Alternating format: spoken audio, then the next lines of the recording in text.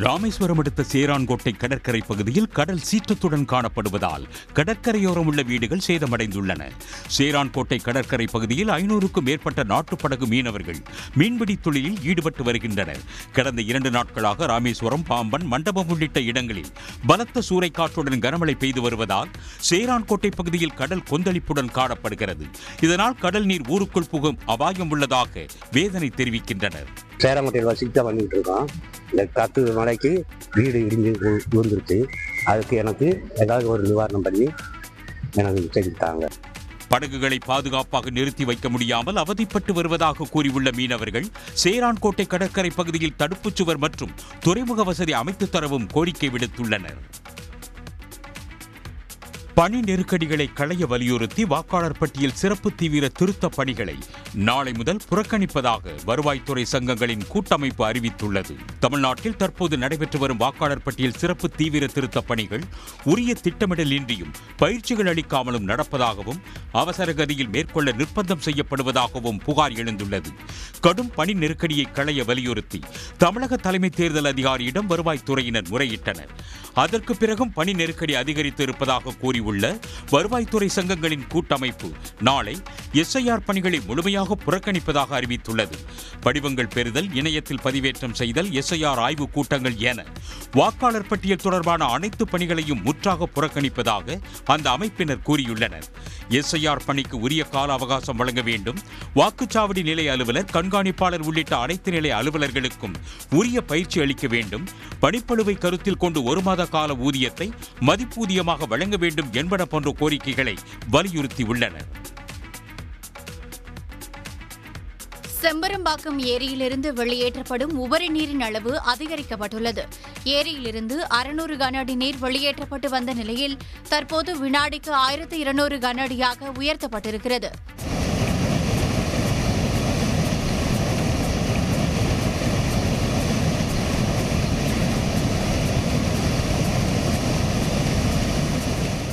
இதன் காரணமாக குன்றத்தூர், காவனூர், வழுதலமேடு, திருநீர்மலை, திருமுடிவாக்கம் உள்ளிட்ட கரையோர மக்களுக்கு வெள்ள அபாய எச்சரிக்கை நீடிக்கிறது. இதேபோல் பூண்டி ஏரியிலிருந்து வெளியேற்றப்படும் அளவும் 3000 கன அடியாக அதிகரிக்கப்பட்டுள்ளது. இதனால் கொசஸ்தலை ஆற்றங்கரையோர மக்களுக்கு வெள்ள அபாய எச்சரிக்கை விடுக்கப்பட்டுள்ளது.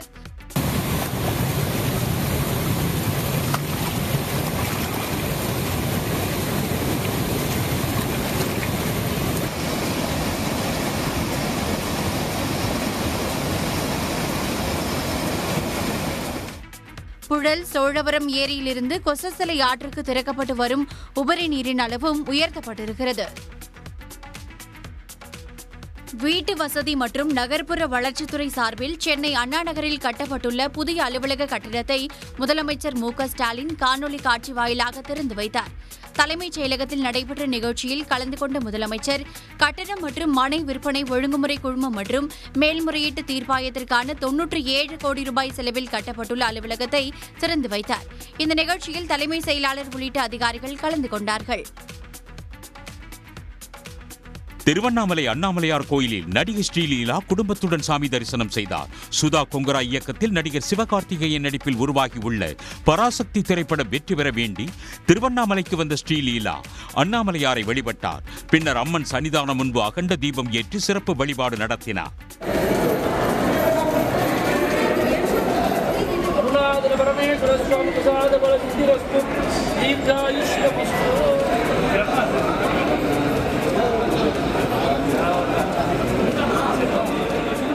நடிகை ஸ்ரீலீலா குடும்பத்தினருக்கு கோயில் நிர்வாகம் சார்பில் மாலை மற்றும் பிரசாதங்கள் வழங்கப்பட்டன.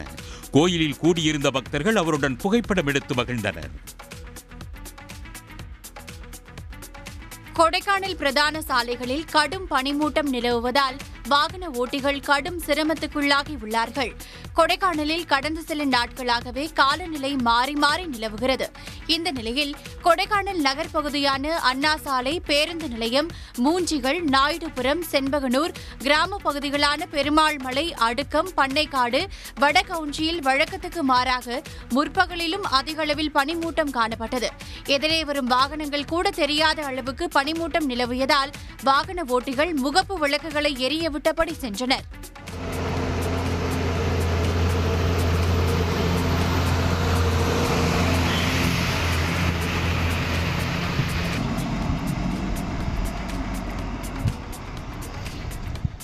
2 மாதமாக வந்து கிளைமேட் வந்து ரொம்ப பனி மிஸ்ட்டு அந்த மாதிரி இருக்குது, குளிர் ஜாஸ்தியாக இருக்குது. அவர் வந்து வண்டி ஓட்டுறதுக்கு ரொம்ப சிரமமாக இருக்குது. சம்டைம்ஸ் என்ன தான் நீங்கள் அதுக்குரிய லைட்லாம் போட்டாலுமே வண்டி ஓட்டுறது ரொம்ப சிரமமாக இருக்குது. டூரிஸ்ட் வரவங்களுக்கு ரொம்ப கஷ்டப்படுறாங்க. இன்னும் ஒரு 3 மாதத்துக்கு ரொம்ப குளிர் ஜாஸ்தியாக இருக்கும். கடும் குளிர் நிலவுவதால் பொதுமக்கள் தங்கள் வீடுகளிலேயே முடங்கும் நிலை ஏற்பட்டிருக்கிறது. கனமழை காரணமாக வேதாரண்யத்தில் உப்பு ஏற்றுமதி பாதிக்கப்பட்டுள்ளது. 2வது நாளாக தொடரும் கனமழையால் அகஸ்தியன்பள்ளி, கோடியக்காடு, கடினவயல் உள்ளிட்ட பகுதிகளில் உள்ள 9000 ஏக்கர் உப்பு பாத்திகளில் மழைநீர் தேங்கி உப்பளங்கள் கடல் போல் காட்சியளிக்கின்றன. உப்பு உற்பத்தி ஏற்கனவே பாதிக்கப்பட்டுள்ள நிலையில் மழையால் மண்பாதையில் நீர் தேங்கி குண்டும் குழியுமாக இருப்பதால் லாரிகள் சென்று வர முடியாத நிலை உள்ளது. ஏற்கனவே கவலை தெரிவிக்கின்றனர். விட்டு விட்டு மழை பெஞ்சதுனால உற்பத்தியே பண்ண முடியல. உப்பு சுத்தமாக அடியோட்ட களி ஆகிட்டு, அதுலேயும் சமாளித்து ஒரு சிலர் நல்லா டிகிரி ஏற்றி கொடுத்து வாரினவங்க வாரி வச்சுருந்து உப்பு ஓடிக்கிட்டு இருக்கு. இப்போ வந்து இந்த வருஷம் வந்து கையிருப்பு 1 லட்சம் டன்னு தான் இருக்குது. ஆனால் உப்புக்கு விலையே இல்லை. உடனடியாக நிவாரணத் தொகையை வழங்க வேண்டும் என தொழிலாளர்கள் அரசுக்கு கோரிக்கை விடுத்துள்ளனர். சென்னை மேடவாக்கம் அருகே அரசு பேருந்து மீது காரை மோதிவிட்டு அதிலிருந்த பெண்கள் பேருந்தை மறித்து ஓட்டுநரிடம் வாக்குவாதத்தில் ஈடுபட்டதால் பரபரப்பு ஏற்பட்டது. தாம்பரத்திலிருந்து மேடவாக்கம் நோக்கி சென்ற அரசு பேருந்து காமராஜபுரம் சிக்னல் அருகே சிக்னலுக்காக நின்றிருந்தது. சிக்னல் போட்டதும் பின்புறம் வந்த கார் பேருந்தின் பக்கவாட்டில் மோதியதில் காரின் கண்ணாடி உடைந்தது. இதனால் ஆத்திரமடைந்த பெண்கள் காரை நிறுத்தி ஓட்டுநரிடம் வாக்குவாதம் செய்ததால் அப்பகுதியில் 1 மணி நேரத்திற்கும் மேலாக போக்குவரத்து நெரிசல் ஏற்பட்டது.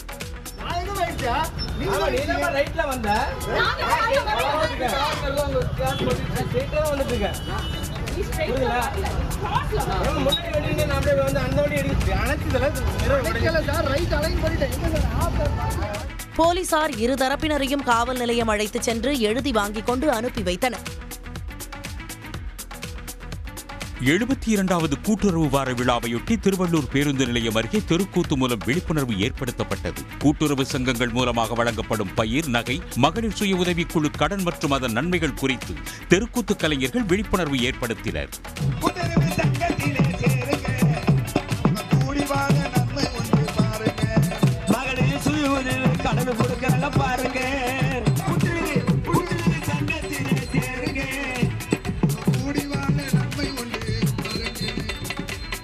மாவட்ட கூட்டுறவுத்துறை மண்டல இணைப்பதிவாளர் ஜெயஸ்ரீ உள்ளிட்டோர் பங்கேற்றனர். மேகதாது அணை விவகாரத்தில் அடுத்த கட்ட நடவடிக்கை குறித்து நாளை ஆலோசனை நடத்தப்படும் என்று கர்நாடக துணை முதலமைச்சர் டி.கே. சிவகுமார் தெரிவித்துள்ளார். மேகதாது அணைக்கு எதிரான தமிழ்நாடு அரசின் மனுவை கடந்த 13ஆம் தேதி நிராகரித்த உச்சநீதிமன்றம் மேகதாது விவகாரத்தில் கர்நாடக அரசின் விரிவான திட்ட அறிக்கை மீது ஒன்றிய அரசு முடிவு எடுக்கும் என கூறியது. இந்நிலையில் டெல்லியில் செய்தியாளர்களை சந்தித்த கர்நாடக துணை முதலமைச்சர் டி.கே. சிவகுமார் மேகதாது அணை விவகாரத்தில் கர்நாடகாவுக்கு சாதகமான தீர்ப்பு வந்துள்ளதாகவும் அரசின் வழக்கறிஞர்களுக்கு நன்றி என்றும் தெரிவித்தார். இந்த விவகாரத்தில் அடுத்த கட்ட நடவடிக்கைகள் குறித்து நாளை ஆலோசனைக் கூட்டம் நடைபெறுவதாகவும் டி.கே. சிவகுமார் கூறினார். முன்னதாக மேகதாது அணை விவகாரம் குறித்து கருத்து தெரிவித்த தமிழக நீர்வளத்துறை அமைச்சர் துரைமுருகன், மேகதாது அணை கட்டுவதற்கான கர்நாடக அரசின் எந்தவொரு முயற்சியையும் தமிழ்நாடு அரசு தடுத்து நிறுத்தும் என்று தெரிவித்திருந்தது குறிப்பிடத்தக்கது. பீகார் சட்டமன்ற தேர்தலில் தேசிய ஜனநாயக கூட்டணி அமோக வெற்றி பெற்றுள்ள நிலையில் வரும் 20ஆம் தேதி பீகாரின் முதலமைச்சராக நிதிஷ்குமார் பதவியேற்க உள்ளார். 243 சட்டமன்ற தொகுதிகளுக்கு நடைபெற்ற தேர்தலில் 202 தொகுதிகளை தேசிய ஜனநாயக கூட்டணி வென்றது. இதையடுத்து பீகாரில் புதிய ஆட்சியை அமைப்பதற்கான நடவடிக்கைகளை தேசிய ஜனநாயக கூட்டணி மேற்கொண்டுள்ளது. இன்று காலையில் கூடிய நிதிஷ்குமார் தலைமையிலான அமைச்சரவை கூட்டத்தில் 17வது சட்டப்பேரவையை கலைப்பதற்கான தீர்மானம் நிறைவேற்றப்பட்டது. தொடர்ந்து பீகார் ஆளுநர் ஆரிஃப் முகமது கானை சந்தித்து தனது ராஜினாமா கடிதத்தை நிதிஷ்குமார் அளித்தார். வரும் 20ஆம் தேதி பாட்னாவில் உள்ள காந்தி மைதானத்தில் பதவியேற்பு விழா நடைபெறவுள்ளது. பீகார் முதலமைச்சராக 10வது முறையாக நிதிஷ்குமார் பதவியேற்க உள்ள நிலையில் பிரதமர் நரேந்திர மோடி, ஒன்றிய அமைச்சர்கள் மற்றும் பாஜக ஆளும் மாநிலங்களின் முதலமைச்சர்கள் பங்கேற்க உள்ளார்கள். 100 நாள் வேலை திட்டத்திலிருந்து ஒரே மாதத்தில் 27 லட்சம் பணியாளர்களை ஒன்றிய அரசு வெளியேற்றியுள்ளது அதிர்ச்சியை ஏற்படுத்தியுள்ளது. கடந்த ஒரு மாதத்தில் தமிழ்நாட்டில் மட்டுமே 30,529 திட்ட பணியாளர்கள் நீக்கப்பட்டுள்ளனர். ஒன்றிய அரசின் தகவல் சரிபார்ப்பு நடவடிக்கைகளின் காரணமாக அதிக அளவில் தொழிலாளர்கள் நீக்கப்படுவதாக கூறப்படுகிறது. முந்தைய 6 மாதங்களில் 15 லட்சம் பேர் வரை நீக்கப்பட்ட நிலையில் கடந்த ஒரே மாதத்தில் 27 லட்சம் பேர் நீக்கப்பட்டுள்ளது பல்வேறு சந்தேகங்களை எழுப்பியுள்ளது. ஆண்டின் தொடக்கத்தில் 98,80,000 தொழிலாளர்கள் சேர்க்கப்பட்ட நிலையில் தற்போதைய தொழிலாளர்களின் எண்ணிக்கை 66 லட்சமாக குறைந்துள்ளது. அதிகபட்சமாக ஆந்திராவில் சுமார் 16 லட்சம் பணியாளர்கள் திட்டத்திலிருந்து வெளியேற்றப்பட்டுள்ளனர். தகுதியானவர்களை அடையாளம் காண்பதாக கூறப்பட்டாலும் லட்சக்கணக்கான தொழிலாளர்கள் வெளியேற்றப்படுவது சர்ச்சையை ஏற்படுத்தியுள்ளது. சென்னையில் ஆபரண தங்கம் விலை இன்று சற்று குறைந்துள்ளது. 22 கேரட் ஆபரண தங்கத்தின் விலை கடந்த சனிக்கிழமையன்று கிராம் 11,550 ரூபாய்க்கும் சவரன் 92,320 ரூபாய்க்கும் விற்பனையானது. இன்று தங்கம் விலை கிராமுக்கு 10 ரூபாயும் சவரனுக்கு 80 ரூபாயும் குறைந்துள்ளது. அதன்படி தங்கம் சவரன் 92,320 ரூபாய்க்கு விற்பனையாகிறது. 1 கிராம் ஆபரண தங்கத்தின் விலை 11,540 ரூபாய். வெள்ளி கிராமுக்கு 2 ரூபாய் குறைந்து கிராம் 173 ரூபாய்க்கு வர்த்தகமாகிறது.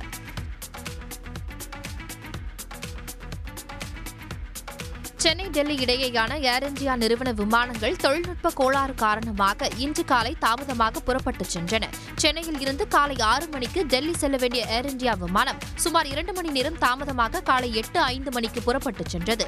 காலை 8 மணிக்கு டெல்லி புறப்பட இருந்த ஏர் இந்தியா விமானம் 3 மணி நேரம் தாமதமாக காலை 11 மணிக்கும், காலை 11 மணிக்கு டெல்லி செல்ல வேண்டிய ஏர் இந்தியா விமானம் பிற்பகல் 2 மணிக்கும் புறப்படும் என்று அறிவிக்கப்பட்டது. நிர்வாக காரணங்களால் விமானங்களின் புறப்பாடு தாமதமானதாக ஏர் இந்தியா அறிவித்துள்ளது. ஏர் இந்தியாவின் 3 விமானங்களின் புறப்பாடு தாமதமானதால் டெல்லிக்கு செல்ல முன்பதிவு செய்திருந்த ஏராளமான பயணிகள் சிரமத்திற்கு ஆளாகினர். ராமநாதபுரத்தில் புதிய விமான நிலையம் அமைக்க திட்டமிட்டுள்ள தமிழ்நாடு அரசு அதற்கான சாத்தியக்கூறுகளை ஆய்வு செய்ய இந்திய விமான ஆணையகத்திற்கு கடிதம் எழுதியுள்ளது. நாளிதழ் ஒன்றுக்கு பேட்டி அளித்துள்ள தொழில்துறை அமைச்சர் TRB ராஜா, கடந்த 4 ஆண்டுகளில் தமிழ்நாட்டின் தொழில்துறை மற்றும் பொருளாதார வளர்ச்சி மாநிலத்தில் விமான நிலையங்களின் எண்ணிக்கையை அதிகப்படுத்த வேண்டிய அவசியத்தை வலியுறுத்துவதாக தெரிவித்துள்ளார். ராமநாதபுரத்தில் புதிய விமான நிலையம் ஒன்றை உருவாக்க தமிழ்நாடு அரசு முன்மொழிந்துள்ளதாகவும் ராஜா கூறினார். இதற்காக 2 சாத்தியமான இடங்கள் அடையாளம் காணப்பட்டுள்ளதாகவும் சாத்தியக்கூறு ஆய்வுகளை மேற்கொள்ள இந்திய விமான ஆணையகத்தை கேட்டுக் கொண்டுள்ளதாகவும் அவர் குறிப்பிட்டுள்ளார். தளம் இறுதி செய்யப்பட்டவுடன் ராமநாதபுரம் விமான நிலைய கட்டமைப்பு பணிகளை தமிழ்நாடு அரசு தொடங்கும் என்றும் TRB ராஜா தெரிவித்துள்ளார். திருவண்ணாமலை அருகே டீசல் ஏற்றிச் சென்ற லாரி கவிழ்ந்த விபத்தில் மூதாட்டி உயிரிழந்தார். லாரியிலிருந்து வெளியேறிய டீசலை அருகில் உள்ள கிராம மக்கள் குடங்களில் பிடித்துச் செல்ல போட்டி போட்டதால் போக்குவரத்து பாதிக்கப்பட்டது. பெங்களூருவிலிருந்து திருவண்ணாமலை வழியாக திருச்சி நோக்கி சென்ற டீசல் டேங்கர் லாரி தென் அரசம்பட்டு கிராமம் அருகே சென்றபோது மூதாட்டி ஒருவர் சாலையை கடக்க முயன்றுள்ளார். அப்போது அவர் மீது மோதுவதை தவிர்க்க ஓட்டுநர் முயன்றபோது கட்டுப்பாட்டை இழந்து மூதாட்டி மீது மோதி சாலையில் கவிழ்ந்தது. இதில் 70 வயது மூதாட்டி கனகாம்பரம் நிகழ்விடத்திலேயே உயிரிழந்தார். லாரியிலிருந்து டீசல் பெருக்கெடுப்பதை அறிந்த அருகில் உள்ள கிராம மக்கள் குடங்களிலும் கேன்களிலும் டீசலை போட்டி போட்டு பிடித்துச் சென்றனர். இதனால் அப்பகுதியில் போக்குவரத்து பாதிக்கப்பட்டது.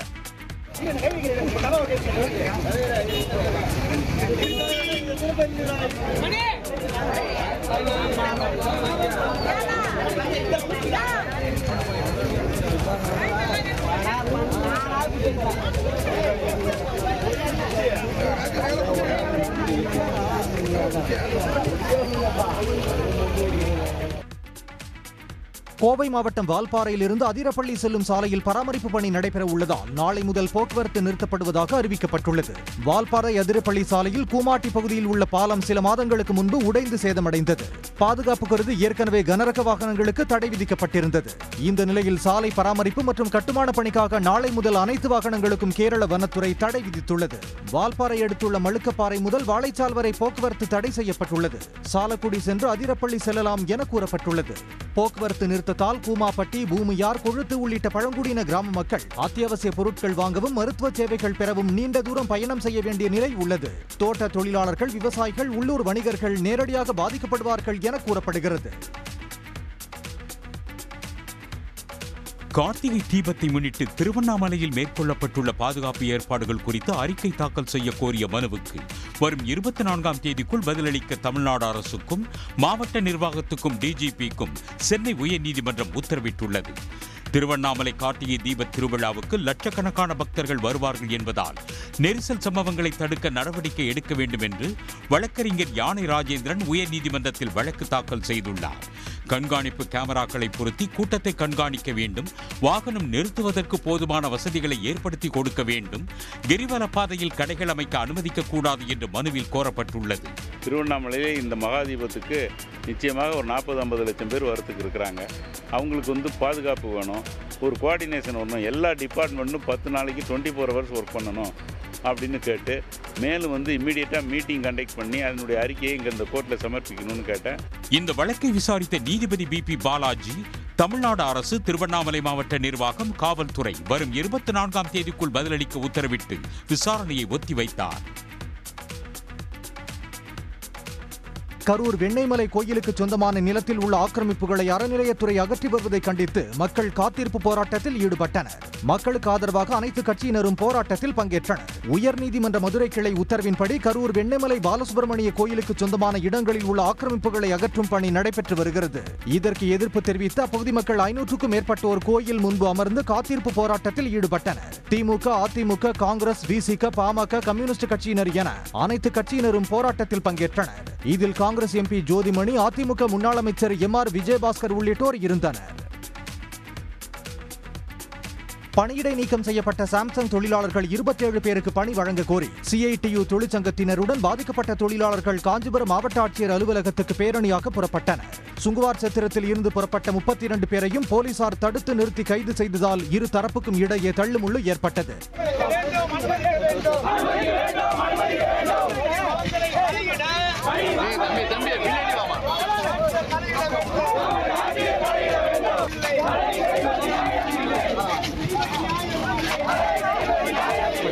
கடந்த ஆண்டு 40 நாள் வேலைநிறுத்தத்திற்கு பிறகு தொழிலாளர்கள் அனைவரும் பணிக்கு திரும்பிய நிலையில் நிர்வாகத்துக்கு எதிராக செயல்பட்டதாக கூறி ஒரே மாதத்தில் 27 பேர் சஸ்பெண்ட் செய்யப்பட்டனர்.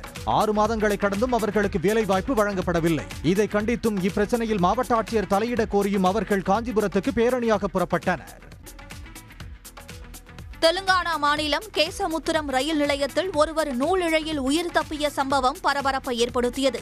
நின்று கொண்டிருந்த சரக்கு ரயில் ஒன்றின் அடியில் புகுந்து மறுபுறம் செல்ல அந்த நபர் முயற்சித்த போது திடீரென ரயில் கிளம்பியது. இதனால் தண்டவாளத்திற்கு நடுவே படுத்து அவர் உயிர் தப்பினார்.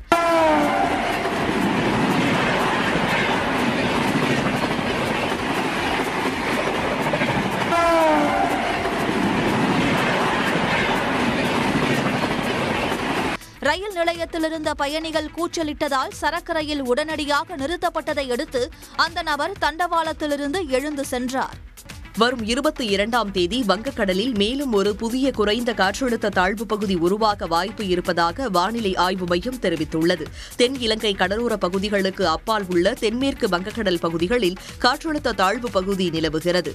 இது மேற்கு வடமேற்கு திசையில் மெதுவாக நகர்ந்து செல்லும் என சென்னை வானிலை ஆய்வு மையம் கூறியுள்ளது. இதன் காரணமாக இன்று கடலோர பகுதிகளில் அநேக இடங்களிலும் பிற பகுதிகளில் ஓரிரு இடங்களிலும் மழை பெய்து வருகிறது. இந்நிலையில் கடலோர மாவட்டங்கள், டெல்டா மாவட்டங்களில் வரும் 21, 22 ஆகிய தேதிகளில் கனமழை முதல் மிக கனமழை பெய்ய வாய்ப்பு இருப்பதாகவும், வரும் 22ஆம் தேதி வங்கக்கடலில் மேலும் ஒரு புதிய குறைந்த காற்றழுத்த தாழ்வு பகுதி உருவாக வாய்ப்புள்ளதாகவும் வானிலை ஆய்வு மையம் தெரிவித்துள்ளது. ராமேஸ்வரம் கடற்பகுதியில் சூறைக்காற்று வீசி கடல் கொந்தளிப்பு ஏற்பட்டுள்ளதால் பாம்பன் பாலத்தில் ரயில்கள் ஊர்ந்து செல்கின்றன. வங்கக்கடலில் ஏற்பட்டுள்ள வளிமண்டல மேலடுக்கு சுழற்சி காரணமாக தமிழகத்தின் பல்வேறு மாவட்டங்களில் கனமழை மற்றும் சூறைக்காற்று எச்சரிக்கை விடுக்கப்பட்டுள்ளது. இதனால் மீனவர்கள் கடலுக்குள் செல்ல வேண்டாம் எனவும் அறிவுறுத்தப்பட்டுள்ளது. இந்நிலையில் ராமேஸ்வரத்தில் கடலோர பகுதிகளில் மணிக்கு 50 கிலோமீட்டர் வேகம் வரை சூறைக்காற்று வீசுவதால் கடல் கொந்தளிப்பு ஏற்பட்டுள்ளது.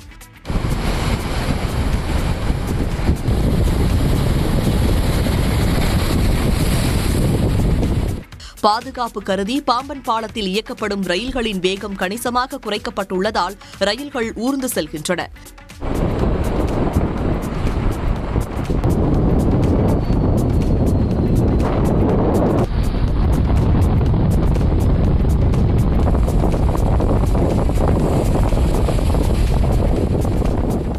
சூறைக்காற்றால் அலையின் சீற்றம் அதிகரித்துள்ளதால் விசைப்படகு மற்றும் நாட்டுப் படகுகளை மீனவர்கள் பாதுகாப்பாக நிறுத்தி வைத்துள்ளார்கள்.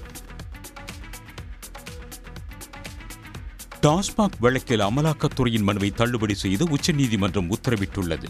டாஸ்மாக் வழக்கு தொடர்பாக உச்சநீதிமன்றத்தில் மனு தாக்கல் செய்த அமலாக்கத்துறை ஆகாஷ் பாஸ்கரிடமிருந்து கைப்பற்றப்பட்ட ஆவணங்களை திருப்பி ஒப்படைக்க வேண்டும் என்ற உத்தரவில் திருத்தம் மேற்கொள்ள வேண்டும் என கோரியது.